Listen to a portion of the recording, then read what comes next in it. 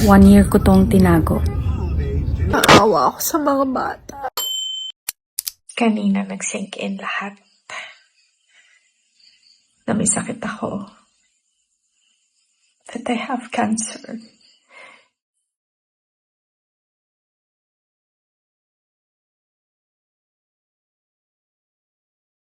May totoo. Na-survive ko nga kaya nga ako may totoo. Hindi ko alam, Sarah. Siyempre, di ba paalam? Hindi ko pwede sabihin kasi ayaw mag-worry ka. Na nagkaroon siya ng breast cancer at ngayon ay cancer-free na siya. Matatandaan na ibinahagi ni Kay sa kanyang YouTube channel na hindi niya ipinaalam sa kanyang ina ang kanyang journey laban sa breast cancer dahil ayon sa kanya ay ayaw niyang mag-alala ito. Bagamat hirap physically at emotionally si Kay at bilang anak ay nangangailangan pa rin ito ng pag-aalaga at suporta ng ina ay mas minabuti niya pa ring ilihim ito.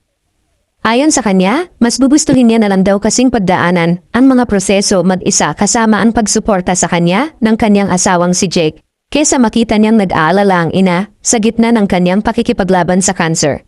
Okay, so anyways, yeah, well, medyo mahirap yung idea na nangyayari to. So, pero, we have to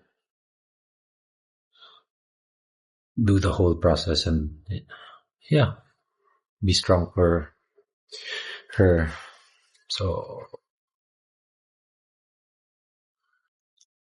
sige lang. It's okay, I'm sure we'll get through it. Kaya to. Ngunit kamakailan niya alam nang yanunsyo niya sa publiko na cancer-free na siya. Kaya naman ipinaalam na rin niya sa kanyang ina ang magandang balitang ito. Sa kanyang vlog ay sinet up niya ang isang kwentuhan nilang mag-iina at dito niya ipinakita sa kanyang ina ang kanyang tattoo na sumisimbolo na napagtagumpayan niya ang sakit na breast cancer. Mabait si Lord sa akin. Kaya, celebration. Sagot mo.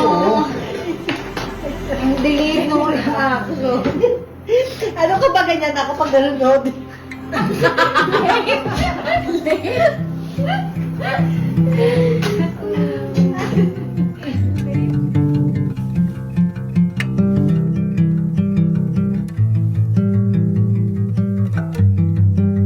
Bagamat inakala ng ina ni Kay na nagbibiro lamang siya, agad naman itong naging emosyonal nang makumpirma na totoong dumaan sa nakakamatay na sakit ang anak.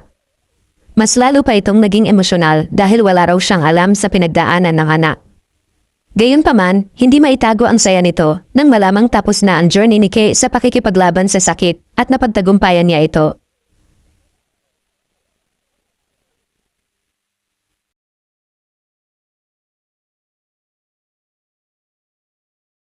Thanks for watching. Subscribe now.